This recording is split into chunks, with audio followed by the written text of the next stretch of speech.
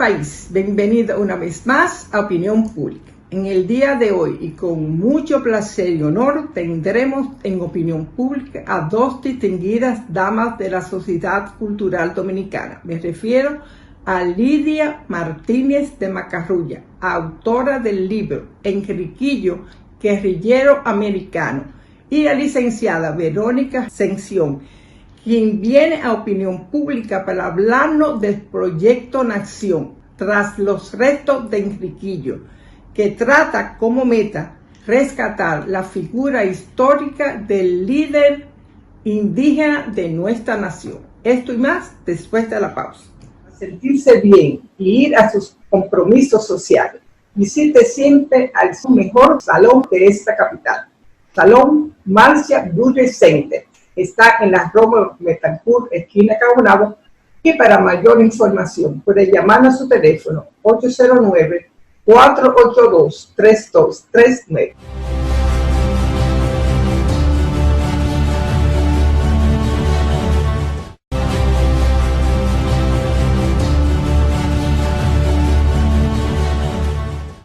Muy buenas tardes, distinguida amiga y persona de la cultura dominicana que viene a este programa para hablarnos de un proyecto Nación, que yo me adhiero completamente, porque reconocer a nuestros héroes y mártires es un propósito de todo dominicano que se sienta como tal.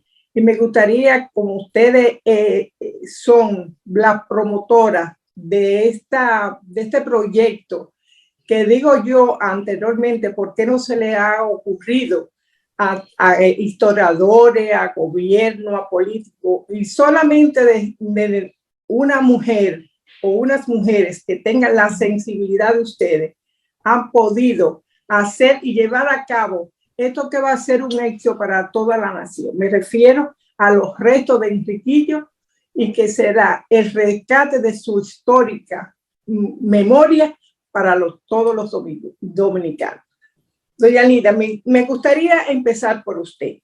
Como escritora, ha escrito varios libros, pero sobre todo Enriquillo, quien es también cacique de América, el guerrillero de América. Me parece que fue el detonante para que usted lo viera con tanta admiración que se ha propuesto llevar a cabo este proyecto Nación. Me gustaría que nos dijera por dónde fue esa admiración y cuál es actualmente los propósitos de esa admiración. Bueno, es un placer estar aquí. Realmente yo comencé a estudiar de Enriquillo porque me di cuenta que se había perdido la memoria. Muchos adultos ya no hablaban de Enriquillo, no lo recordaban bien. Lo mezclaban con Caonabo, con Cotuanamá, con Atuey, y yo entendí, mientras estudiaba, que Enriquillo merecía una posición aparte porque sus hechos así lo ameritaban. Y entonces me propuse hacer un libro, después de muchas lecturas, hacer un libro que sirviera para los adolescentes, comenzando desde ahí, para un adulto, pero sobre todo para los adolescentes, inclusive niños de 10 años en adelante. Y realmente hoy día estoy dando charlas en algunos colegios que inclusive me han llamado para darle una orientación a los niños de 5 años. Y nada, pues también lo he hecho a niños de 8, 9 años que han participado de una manera activa y me han hecho preguntas que es increíble. Si lo trabajamos, es posible que la recuperación de la memoria histórica de Enriquillo se haga. Y a la vez, no solamente Enriquillo representa una etnia, los taínos, también de los taínos, porque es muy poco lo que se sabe aquí en este país de lo que ocurrió realmente cuando llegaron los españoles comandados por el genovés Cristóbal Colón.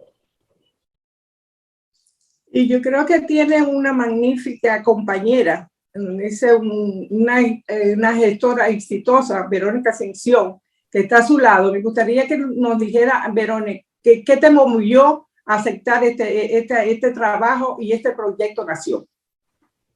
Gracias, Virginia. Gracias por la invitación. Muy bueno estar contigo en este excelente programa que vemos permanentemente desde hace tantos años. Gracias. Bueno, tú me conoces, Virginia, más de 30 años. Tú sabes que cualquier proyecto que llega a mi oficina, a mis manos, que tiene que ver con el país, con rescate de la memoria histórica o rescate cultural, rescate en el orden literario, siempre hago presencia. A Lidia la conocí con su libro El búho y la lechuza, un excelente libro para niños que fue acogido en nuestro café literario y que a partir de ahí entonces seguimos con otros 2 libros que tiene de narrativa sobre hechos de violencia contra la mujer, abuso, y hemos estado involucrados desde el año creo que 16 o 2017. Cuando llegó el libro Riquillo, inmediatamente también me involucré con Lidia en la difusión del libro, y ella tenía en sus manos un gran proyecto que no era solamente el libro. Del libro surgió un gran proyecto que es rescate de la memoria del cacique Enriquillo, rescate de la memoria de una raza que fue extinguida con la llegada de los españoles y que Lidia acertadamente ha ido cohesionando para que el proyecto sea un proyecto de nación. Como tú me conoces también, a partir de ese momento hemos ido enlazando, como hacemos siempre, enlazando sugerencias a Lidia que siempre han sido bien acogidas. Ella tiene un proyecto que no es de ella, que es un proyecto de nación y en el que se ha involucrado un grupo de especialistas, entre los que está don Eugenio Pérez Montaz, Abil Peralta Agüero, Abelardo Jiménez Lambertus, 2 escultores que están trabajando con nosotros, el padre Jeet Manuel Castillo. Es un grupo, un equipo que nos venimos reuniendo desde hace cierto tiempo para cohesionar un proyecto bueno, viable y que sea posible. Y en ese camino estamos. Hasta ahora se ha avanzado bastante. Ya hay un sello postal aprobado con la imagen del cacique.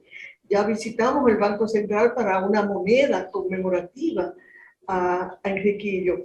Hemos visitado 5 embajadas en las que hemos tenido intercambio de lo que es el proyecto y apoyo. Lidia te podrá dar más detalles de esos apoyos con esas embajadas. Dentro de los apoyos está la Embajada de China con un gran monumento que se hará en la parte oriental, donde fue fundada la primera ciudad de Santo Domingo. Ahí concitamos el apoyo del alcalde Manuel Jiménez y ya tiene el lugar donde va a ser erigida esa gran escultura, más o menos algo parecido a Montesinos, una gran escultura de unos 30, 40 pies, que va a estar ubicada en un lugar que los barcos que lleguen al país van a ver Enriquillo inmediatamente. Que va a ser un gran Enriquillo erguido, diciendo aquí estoy, a pesar de todo aquí estamos. Se hará también un congreso que llevamos la idea a la Universidad Autónoma de Santo Domingo para hacer un seminario entre Cuba, Puerto Rico y República Dominicana con el tema taíno, el tema de las razas. En la Universidad Autónoma de Santo Domingo planeamos ubicar también una escultura de Enriquillo en la Facultad de Humanidades, muy cerca de la Facultad de Humanidades, y el gran proyecto que es el rescate de los restos de Enriquillo, que ya de eso te hablará Lidia con más detalles, y los especialistas que están involucrados en ese gran proyecto que ya está bastante avanzado.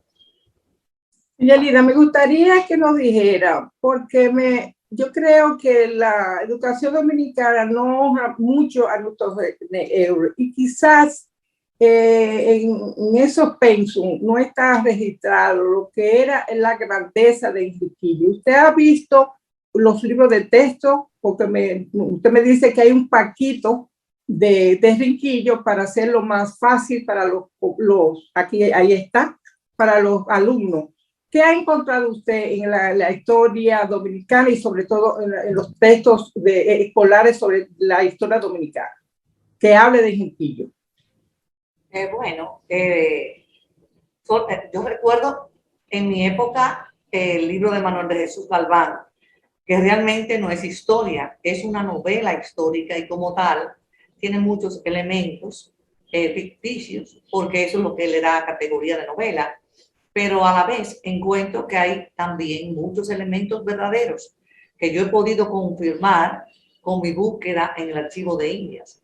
O sea que entiendo que la novela incita a la búsqueda de la verdad sobre Enriquillo.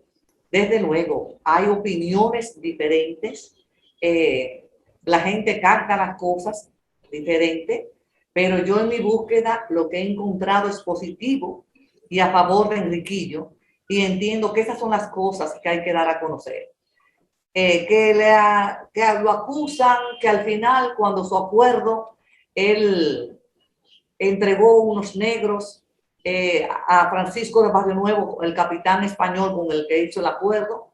Yo entiendo que el que esté libre de pecado, como decía Cristo, que lance la primera piedra. Enriquillo, además, no exactamente estaba en coordinación con los negros. Tenían sentido diferente sus luchas. Enriquillo había sufrido la pérdida de su etnia. Sus padres habían muerto masacrados, quemados en la masacre que hubo en el Jaragua, siendo él muy pequeño, o sea, criado luego en una humilde casa de los curas franciscanos. Y en verdad vio muchas cosas que seguramente lastimaron su corazón y su forma de ser, pero ante todo él era muy cristiano. Pero las tantas cosas, la desaparición de su raza, tiene que haber hecho estrago en él. Yo no creo que el hecho de que su esposa haya sido abusada o molestada por un español haya sido la razón principal de su sublevación en la Sierra del Bauruco. Yo creo que eso fue algo bien pensado, hasta consensuado con algunos de los indígenas que estaban cerca de él. Y que, claro está, él como líder y como persona muy preparada para su época, bueno, pues tomó esa decisión de iniciar una lucha que prácticamente podíamos verla como un suicidio, porque ¿quién se atrevía a levantar la mano contra las autoridades españolas, contra un encomendero? Y era el ejército más grande del mundo en ese momento, porque era el imperio. Y él lo desafió. Exactamente, luchar contra el imperio más poderoso que había, porque cuando los españoles llegaron aquí, todavía España estaba en una posición muy débil. Había terminado una guerra contra los moros en varios lugares de España, y por tal motivo fue que pudo iniciar esa búsqueda, porque Cristóbal Colón vino aquí en la búsqueda de una ruta más corta para llegar a la India, donde se suponía que había mucho oro y habían especias que eran muy solicitadas en ese momento.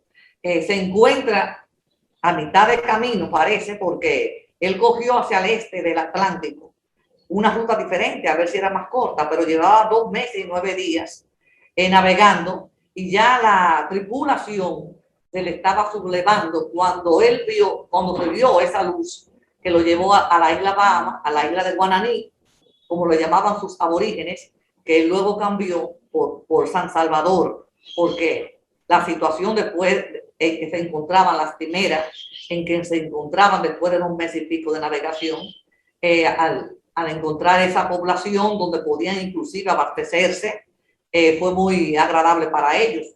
Bueno, pues de ahí continuaron con guías que tomaron allá de los aborígenes de Guananí, llegaron a Cuba, y Cuba señala que para esta zona hay mucho oro, y por eso vienen ellos. Colón llama indios, porque entendía que como veía imágenes, láminas de oro, porque no se trabajaba, era un oro trabajado muy rudimentariamente, que había llegado a la India, y llama a India a sus habitantes.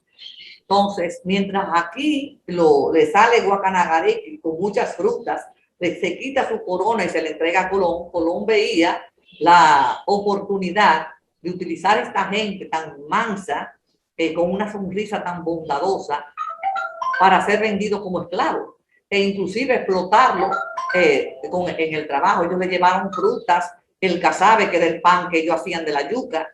Aquí se daban muchas cosas de manera silvestre y todo eso se lo llevaban a los españoles desinteresadamente. Inclusive cuando encalla la nao Santa María, los indígenas de Huacanagari lo ayudan a salvar la madera.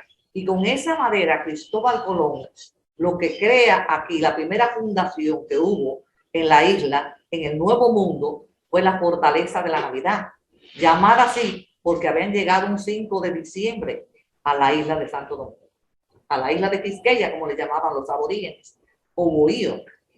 Entonces, todas estas cosas lo que hacen es abrirle los ojos a Cristóbal Colón. Cree que está en la India, no se sabe si incluso murió creyendo que había llegado a la India. Por esa razón, el cartógrafo Américo Vespucio, que viene en un viaje de investigación con Alonso de Ojeda, o sea, una historia ahí, decide ponerlo, cuando se da cuenta que Cristóbal Colón no sabe realmente que ha descubierto un continente, él le pone el nombre de América. Entonces, nada. Y es muy bueno también que tú puedas recrear, Virginia, la forma de negociación. ¿Quién fue que vino a negociar con el cacique Enriquillo? Porque eso tiene su sentido de la importancia que tuvo Enriquillo en esa época. Bueno, Enriquillo surge, como le dije, después de la matanza del Aragua. Doña Lidia, vamos a hacer una pausa, lo vamos a dejar con un video que ustedes nos mandaron, hacer de la ruta de los restos de Enriquillo, y luego volvemos con ese relato tan lindo. Enseguida volvemos.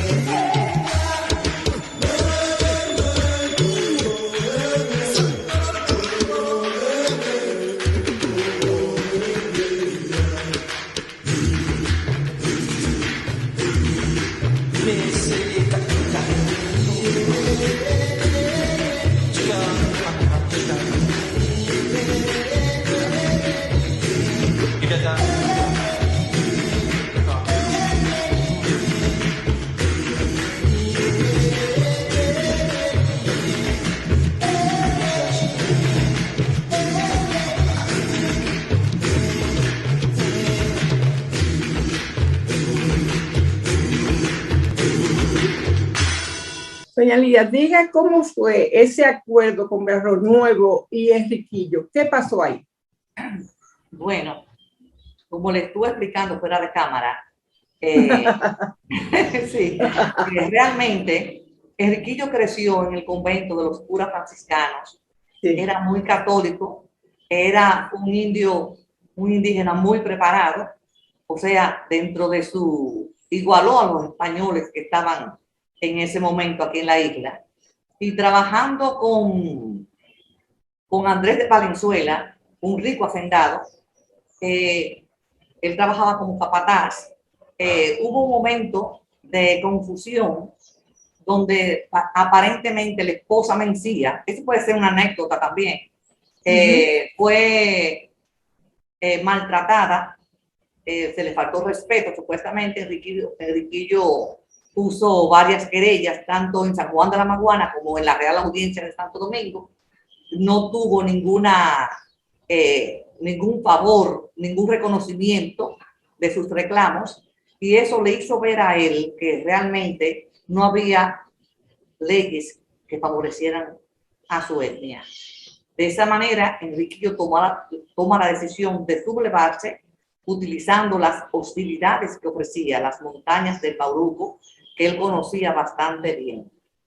Pues en esas hostilidades y enfrentamientos contra las autoridades españolas, estuvo Enriquillo 14 años, hasta que las autoridades mismas vieron que la cantidad de dinero que se gastaba en esa guerra para enfrentar a esos indígenas alzados, como le llamaban ellos, era tal que le escribieron al emperador Carlos V, Carlos I, rey de España, y le explicaban que la situación estaba demasiado agobiante para la colonia y que ellos querían que se llegara a un acuerdo o que se finalizara esa guerra. De esa manera, el emperador hace llegar aquí a la isla con un grupo de 200 soldados con promesas de que todo lo que consigan en esa guerra contra Enriquillo les iba a pertenecer y que Enriquillo y su grupo podía ser vendido como esclavo y que si había oro y todo lo que pudieran conseguir sería de ellos. Entonces así llegaron a la isla 200 soldados que luego aparentemente al conversar con las autoridades españolas que estaban radicadas en la isla, se llegó a la conclusión que era mejor que fueran gente que ya estaban habituadas aquí y que conocían más que ellos, porque la lucha se haría muy dura por las utilidades que ofrecían las montañas de Bauruco. Enriquillo empleó un sistema desconocido hasta entonces, que era precisamente utilizar todas esas hostilidades de la montaña. Que los caballos no podían subir porque había muchos precipicios. Las alpargatas de los soldados, de las personas que fueron a luchar, iban a luchar contra él, no duraban más de un día, por lo que todo esto fue agregándose. No tenían agua, mientras que los aborígenes en las montañas usaban todas las cosas que ofrecía la naturaleza. O sea que estaban en desigualdad en cuanto a eso de que los indígenas utilizaban lo que ofrecían las montañas. Aquellos no estaban habituados a eso. Entonces mandaron al capitán Francisco de Barrio Nuevo, como lo hicieron inclusive teniente general de la guerra del Bauruco. Así vino designado Francisco de Barrio Nuevo. Cuando llega aquí, que se concluye que es mejor un acuerdo de paz, que se busque un acuerdo de paz, él tarda 2 meses y pico para llegar a donde estaba Enriquillo, que se supone que estuvo cerca del lago que hoy llamamos Comendador en ese entonces, que hoy llamamos Lago Enriquillo en su honor. Ese es el primer acuerdo al que se llega, podría decirse acuerdo político, al que se llega aquí en América, porque nunca nadie había logrado un acuerdo de paz, una conciliación con las autoridades españolas y mucho menos con la corona, porque Francisco de Barrio Nuevo vino con un comunicado del rey de España, del emperador Carlos V, el hombre más poderoso del momento, a ofrecerle a Enriquillo tierra, ganado y la libertad de su gente, de todos los naturales de la isla. Digo los naturales porque la carencia de la mano de obra indígena, porque habían perecido la mayoría, había sido suplida por mano de obra africana esclava y por indígenas que cogían de otras islas y lo traían aquí. O sea que eso a la libertad del grupo de Enriquillo, pues también tiene mucha significación y eso fue lo que lo motivó a él a ceder y a que sí, que a estar de acuerdo con con que se firme la paz y que ellos puedan tener un territorio donde él alojara a su pueblo. ¿Y cuál fue el destino de Enriquillo después de ese pacto, después de ese tratado de paz? Al principio, estuvo primero al principio un poco receloso, investigando bien, porque él decía que no creía en todo lo que decían los españoles, lo habían engañado muchas veces. Pero se supone que él se situó con su pueblo, dice Bartolomé de las Casas, no más de 7 leguas, como le decían en ese momento, se medía la distancia, 7 leguas de la villa de Azua. Esto se supone que viene siendo como Sabana Buey, que la boya fue degenerando, ese nombre fue degenerando en Sabana Buey, y que ahí asentó su pueblo, aprovechando inclusive cerca, que no estuviera muy lejos de las faldas de la Sierra del Bauruco, donde tenía sus sembradíos, pero que lamentablemente a los 2 años de la firma de ese acuerdo o de ese acuerdo al que llegó Enriquillo con las autoridades españolas, Enriquillo muere. Hay algunos historiadores que han dicho que murió de tuberculosis. Realmente no se sabe exactamente. Tenemos que recordar que todo lo que se refiere a Enriquillo y a nuestra etnia originaria fue lo que han escrito los españoles, de los indígenas de aquí y de todos los indígenas de América. No hay nada. O sea, realmente nuestra historia no contempla casi nada de lo que fueron los taínos, lo que fueron los aborígenes de nuestra isla y de muchos aborígenes de América.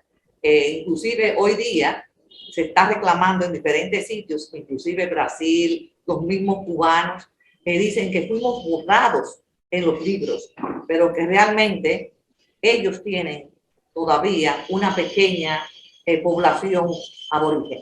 Nosotros no tenemos nada. Si quedó algo aquí, fue asimilada con la mezcla con los negros y los españoles. De la raza originaria no quedó nada. Lo que pasa es que la historia la escribieron los vencedores, no los vencidos. Y por eso es que no se encuentra algunos rastros que deben de ser reivindicados en esta oportunidad. Sobre todo, ¿qué está pasando con Enriquillo y la guerra de guerrilla? ¿Se le está reconociendo a este héroe dominicano este tipo de guerra, que incluso fue germen de la independencia de muchos pueblos de América? Bueno, yo he hablado con algunos historiadores y reconocen que esa guerra de Enriquillo, de guerrilla, fue luego aplicada, ha sido aplicada en tantos países después. Todas estas guerras de guerrilla que se hacen tomando en cuenta la que Enriquillo estableció en la Sierra del Bauruco. Inclusive el Che Guevara, en uno de los comentarios que hizo al historiador, ¿cómo se llama? Requinte Pérez. Escritor de 100 años de soledad. García Márquez, cuando era periodista. Eso está reseñado. Sí, cuando Gabriel García Márquez era periodista, él entrevistó en un momento al Che Guevara y le pregunta quién era su ejemplo, quién era el estímulo, y él menciona a Enriquillo como la persona que lo orientó. Lo motivó, exactamente. Pero esa guerra de guerrilla ha sido aplicada en muchas partes.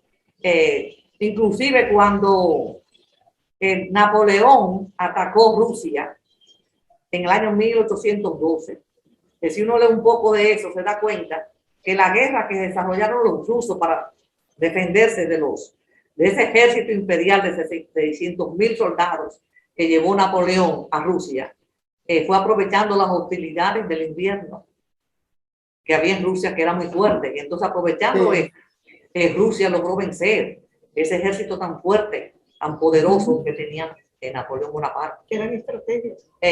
O sea que han sido muchos los que han utilizado la guerra de guerrilla como una manera de defenderse, porque cuando usted no tiene los medios para enfrentar a su oponente, tiene que valerse de las cosas que estén a su alrededor para hacerlo, ¿no? Y eso fue lo que hizo Enriquillo, utilizar las hostilidades que le ofrecían las montañas del Bauruco para enfrentar a los españoles con piedras, aprovechando los precipicios que no podían subir bien, y desde luego también utilizó los asaltos cuando lo hacían con las haciendas de los españoles, y ahí conseguían caballos, liberaban indígenas que estaban encomendados y conseguían armas. O sea, armas, comida, hasta vestimenta, porque ellos allá arriba no tenían nada de eso. Usted me indicó que Enriquillo es un líder antillano, tanto en Cuba como en Puerto Rico. Me gustaría que nos tratara de este tema, porque es un aval muy grande para Enriquillo y para la admiración que el pueblo dominicano debe tener ahora, retomando esa figura enorme que ha sido Enriquillo para nuestra historia. Me gustaría que nos dijera de qué se trata. Bueno, como le comentaba ahorita, pues en Cuba también, en la zona oriental de Cuba, hay taínos. Y hubo un líder, Guamá, un líder de los taínos de Cuba, que en un momento algunos de sus integrantes de su grupo fue apresado, fueron tomados prisioneros por los españoles que fueron a conquistar a Cuba, y ellos, dentro de su temor, dijeron que Guamá estaba esperando la ayuda del cacique Enriquillo, del líder taíno de la isla española. Y eso también sucedió con los indígenas de Puerto Rico. Ellos se comunicaban, eran grandes navegantes los indígenas, y se movían de una isla a otra. O sea que realmente Enriquillo cruzó fronteras para ir en ayuda de los indígenas, de los aborígenes que debían enfrentar a los conquistadores españoles. O sea que bueno, eso ahora vamos un carácter más amplio, no solamente defendió a los indígenas de nuestra isla, sino que salió también a ofrecer ayuda a los indígenas que formaban parte de las Antillas Mayores. Bueno, es un líder entonces continental. Exactamente. Y se fue reconocido. Yo tengo un escrito donde se le informa al rey de España, se le dice que realmente ellos no estaban tratando con un indígena cualquiera, estaban tratando con un indígena, y bueno, usaron la palabra industrializado, que a mí me llamó mucho la atención. ¿Cómo así? Con un indígena que estaba en una posición superior en conocimientos a la normalidad de los indígenas. Pero eso también me da fuerza para decir que no eran tan inferiores como consideraron los españoles anteriormente. A los aborígenes nuestros. Porque cuando se les dio la oportunidad de educarse junto a ellos, surgieron líderes. No, o sea, no quiero decir que había muchos líderes como él, pero hubo un líder como él que surgió de eso, que cuando se le dio la oportunidad de conocimientos, Enriquillo sabía pelear como cualquier español, que manejarse con las espadas. Leía muchísimo y tuvo el reconocimiento de los curas franciscanos con los cuales se educó. Era muy cristiano. Recuérdese, cuando llegan al acuerdo de paz, una de las cosas que pide Enriquillo para su pueblo es una campana para una iglesia. Dice que todos los días, donde quiera que estuvieran ellos, se hacía el rosario. Enriquillo era cristiano y cuando murió pidió ser enterrado como cristiano. Yo comienzo la búsqueda de Enriquillo ahora en Asua, estuve en Boyá también, pero lo busco ahora en Asua porque el padre de las casas, en un escrito que encontré, decía que Enriquillo se iba a asentar cerca de la villa de Asua, y otro escrito dice, de Diego de Caballero, un oidor, que ha muerto el cacique Enriquillo, pidió ser enterrado como cristiano y dejó como herederos a su esposa Mencía y a su primo Martín Alfaro.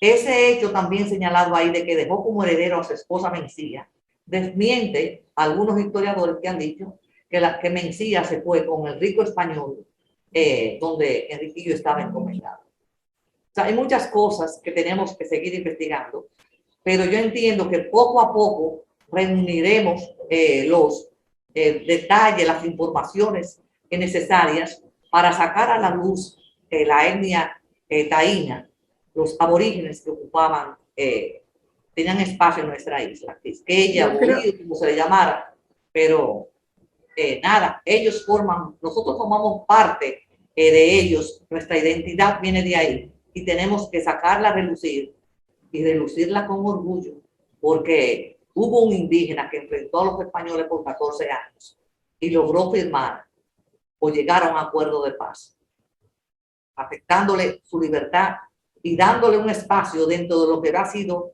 su territorio. Bueno, qué orgullo. Vamos a hacer una pausa y vamos a volver con los restos de Enriquillo que usted se ha propuesto investigar a partir de mañana jueves. Enseguida volver.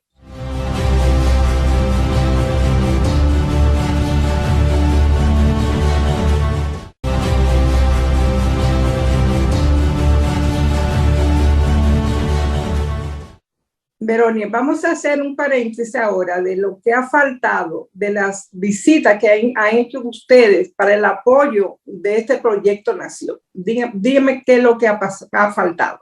Sí, Virginia, dentro del recorrido que hemos realizado, visitamos la Academia de Ciencias, la Academia de Historia, visitamos al licenciado Roberto Casar, director del Archivo General de la Nación, al doctor Euclides Gutiérrez, historiador. Es una forma de nosotras irnos documentando y además concitando el apoyo de las instituciones que tienen que ver con los hechos históricos trascendentes del país. La ruta ha incluido Embajada de China, Embajada de Israel, Embajada de México, Embajada de Japón, Embajada de Corea, Embajada de Qatar.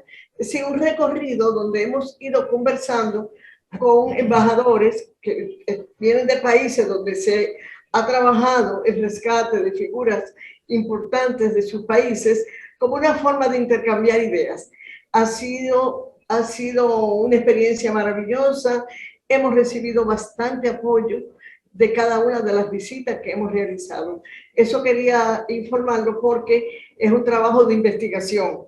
Lidia está y sobre todo la Embajada de Israel que ha aportado para el descubrimiento de los restos de Enriquillo, ¿no es así? Exactamente. Ahora Lidia te va a explicar un poquito, nos va para que sepa cómo va la ruta, cómo van los viajes a Asua y cómo va todo este trabajo de experimentación.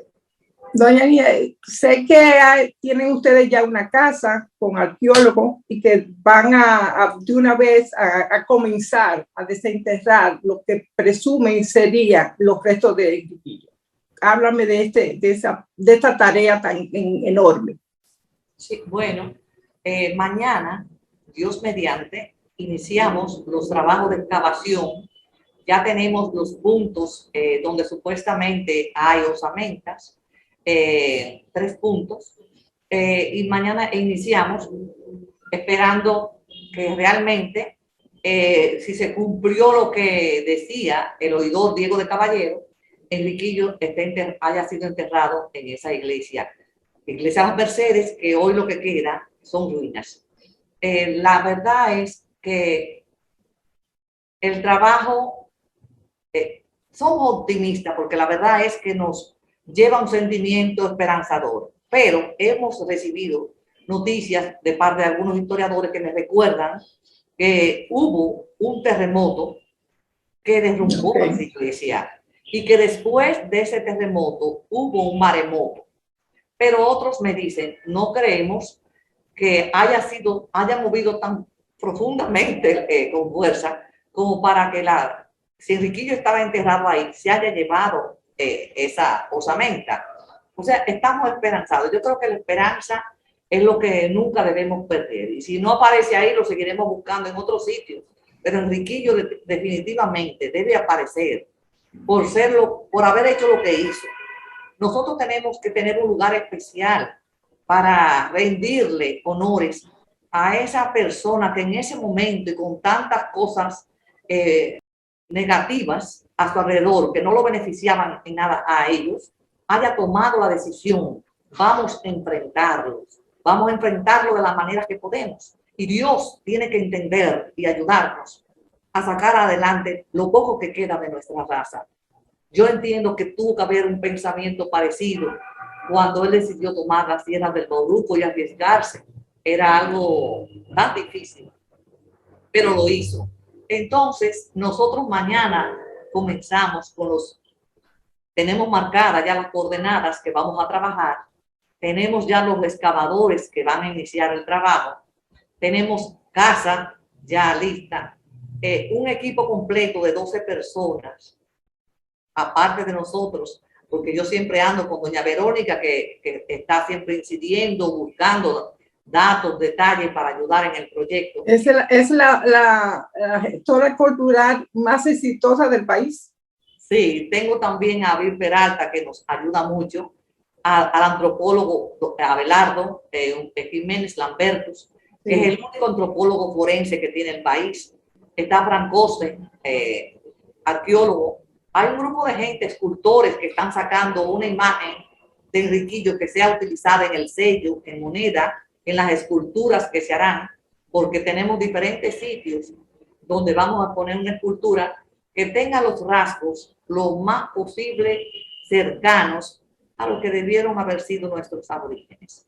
Entonces, ¿Y en qué material va a ser esta escultura? Sobre todo la que va a tener mayor dimensión. Bueno, se está tratando de que sea mayormente bronce, pero también marmolina, que también dura bastante, para abaratar quizás un poco, porque el proyecto se ha hecho muy, es muy ambicioso, es grande.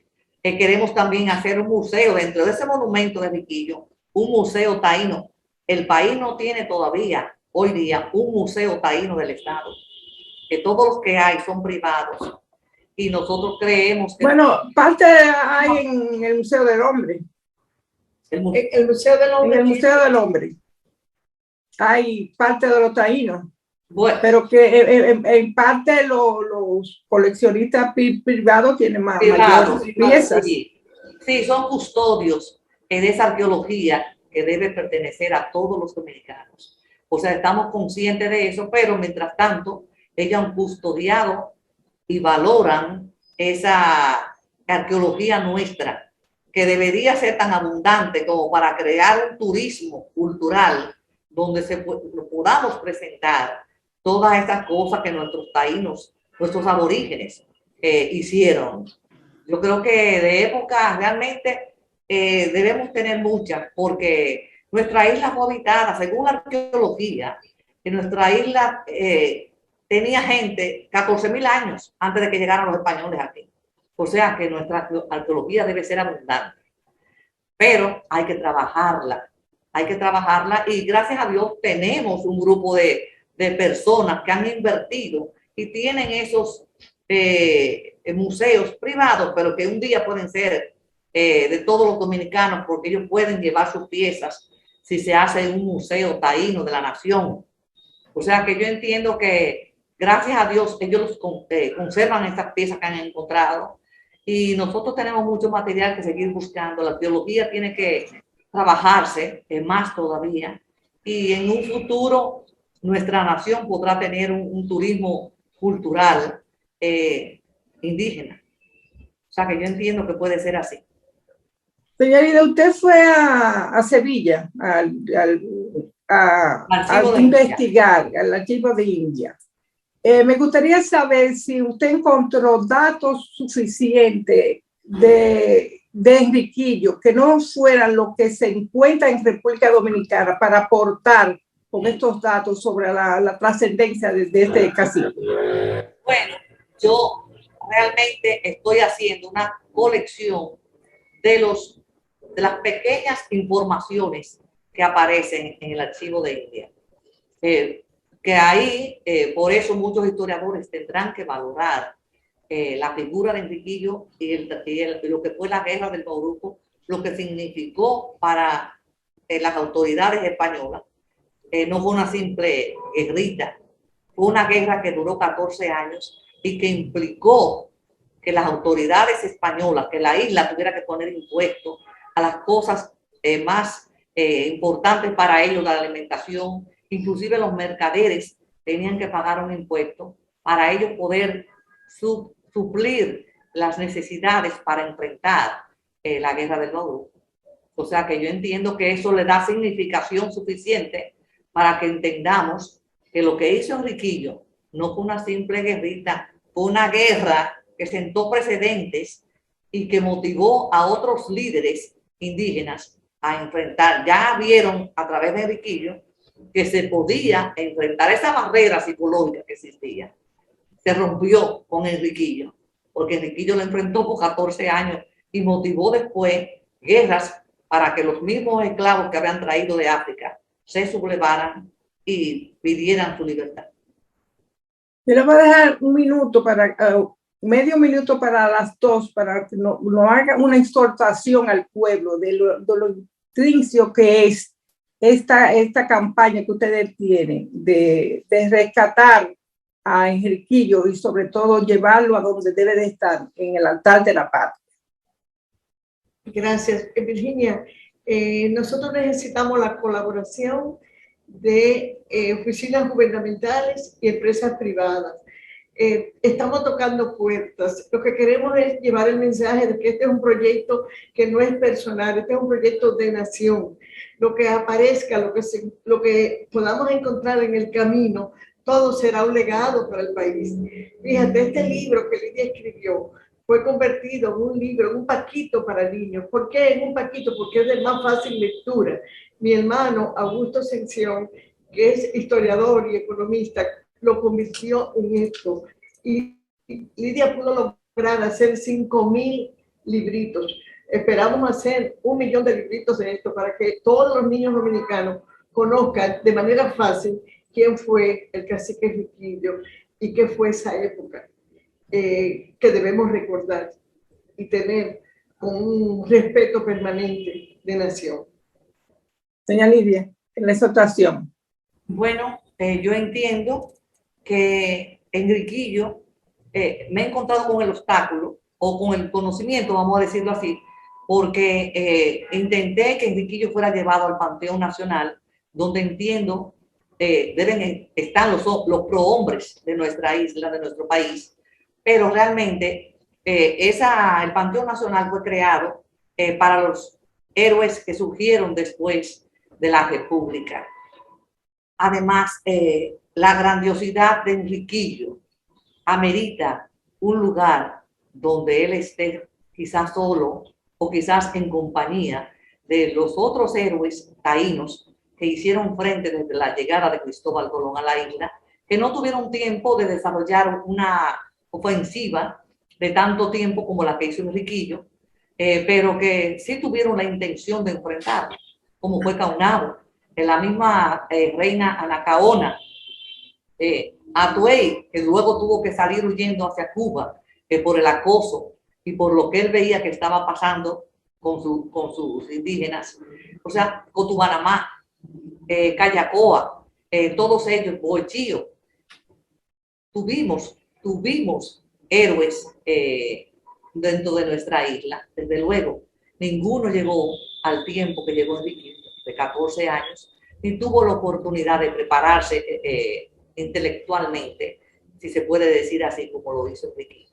Eso lo hace un héroe único y estamos tratando de que se haga un mausoleo o que dentro del mismo monumento que se piensa hacer, donde está la autopista iberoamericana, que se llama, y la zona de los Tres Ojos, con el alcalde Manuel Jiménez, quizás ahí también se le pueda hacer un monumento donde esté Enriquillo y esté también un museo taíno donde podamos exponer todas estas cosas que nuestros aborígenes fueron haciendo a través de los años, de los siglos.